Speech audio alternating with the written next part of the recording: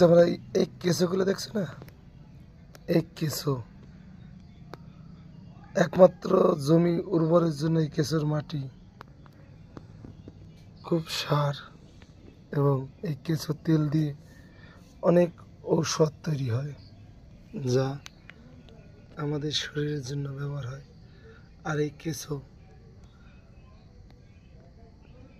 পাখি, মুরগি যা পাবে তারা এই কেঁচোকে সঙ্গে সঙ্গে আহার, এবং মাছ, জলের মাছ তাদের সব থেকে সুস্বাদু খাবার এই কেঁচো।